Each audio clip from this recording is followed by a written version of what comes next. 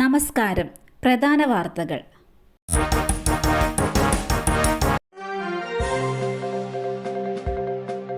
ചോരപുരണ്ട കൈയുമായി വിജയ്. കൊലയാളി വിജയെ അറസ്റ്റ് ചെയ്യണം. കരൂരിലെങ്ങും പോസ്റ്ററുകൾ.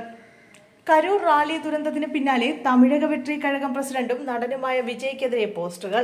കൊലയാളിയായ വിജയെ അറസ്റ്റ് ചെയ്യാൻ സർക്കാർ തയ്യാറാകണമെന്ന് ആവശ്യപ്പെട്ടുകൊണ്ടുള്ള പോസ്റ്ററാണ് കരൂർ നഗരത്തിലാകെ പതിച്ചിരിക്കുന്നത്.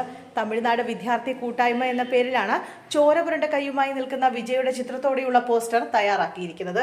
വിജയ്ക്കെതിരായ പോസ്റ്ററുകൾക്ക് പിന്നിൽ DMKയും സെന്തിൽ ബാലാജിയും ആണെന്നാണ് TVK ആരോപിക്കുന്നത്.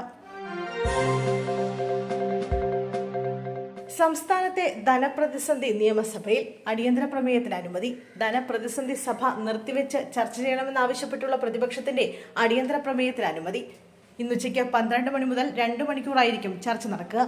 പദ്ധതി പ്രവർത്തനങ്ങൾ താളം തെറ്റിയെന്നും ധനപ്രതിസന്ധിയിൽ ചർച്ച വേണമെന്നും പ്രതിപക്ഷം നിയമസഭയിൽ പറഞ്ഞു. പ്രമേയത്തിന് അടിയന്തര സ്വഭാവമില്ലെങ്കിലും ചർച്ചയാകാം എന്ന് ധനമന്ത്രി മറുപടി നൽകി. ഈ സഭാ സമ്മേളന കാലത്തെ 4ാം ചർച്ചയാണിത്. കോൺഗ്രസ് പ്രവർത്തകൻ പാർട്ടി ഓഫീസിൽ തൂങ്ങിമരിച്ച നിലയിൽ കണ്ടെത്തി. കോൺഗ്രസ് പ്രവർത്തകനെ പാർട്ടി ഓഫീസിൽ തൂങ്ങിമരിച്ച നിലയിൽ കണ്ടെത്തി. കോഴിക്കോട് മേപ്പയ്യൂർ നെടുമ്പൊയിൽ കോൺഗ്രസ് യൂണിറ്റ് കമ്മിറ്റി ഓഫീസിലാണ് പ്രദേശവാസിയായ രാജനെ തൂങ്ങിമരിച്ച നിലയിൽ കണ്ടെത്തിയത്. 61 വയസ്സായിരുന്നു. കോൺഗ്രസ് പ്രവർത്തകനും ദിനപത്രത്തിന്റെ ഏജന്റുമാണ് രാജൻ. കുടുംബ പ്രശ്നങ്ങളെ തുടർന്നാണ് ആത്മഹത്യയെന്നും പാർട്ടിയുമായി ബന്ധപ്പെട്ട പ്രശ്നങ്ങൾ ഉണ്ടായിരുന്നില്ലെന്നും കോൺഗ്രസ് നേതാക്കൾ പ്രതികരിച്ചു. AIGയുടെ സ്വകാര്യ വാഹനം ഇടിച്ച കേസിലെ FIR അട്ടിമറി. 3 ഉദ്യോഗസ്ഥർക്കെതിരെ നടപടി വേണമെന്ന് റേഞ്ച് DIGയുടെ ശുപാർശ. പത്തനംതിട്ട മുൻ SP Vinod Kumar, Thiruvalla DYSP Nandakumar, SHO Santhosh എന്നിവർക്കെതിരെ നടപടി വേണമെന്നാണ് IG നൽകിയ ശുപാർശ.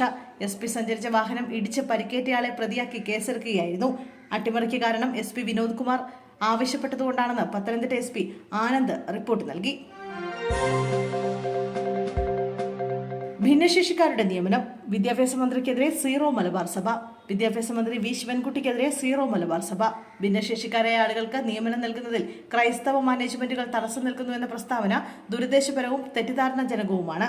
വകുപ്പുമായി ബന്ധപ്പെട്ട പ്രശ്നങ്ങൾ ഉന്നയിക്കുമ്പോൾ നിങ്ങൾ വേണമെങ്കിൽ കോടതിയിൽ പോയിക്കൊള്ളൂ എന്ന ധിക്കാരപൂർവമായ മറുപടിയാണ് ലഭിക്കുന്നതെന്നും സീറോ മലബാർ സഭ വ്യക്തമാക്കി. തൊഴിലാളികൾക്ക് പ്രാമുഖ്യം നൽകുന്ന സർക്കാർ ഭരിക്കുമ്പോൾ അധ്യാപക വൃത്തിയിൽ ഏർപ്പെട്ടിരിക്കുന്നവർക്ക് നീതി ഉറപ്പാക്കണമെന്ന് ഓർമ്മിപ്പിക്കേണ്ടതുണ്ടോ എന്നും സഭ ചോദിച്ചു.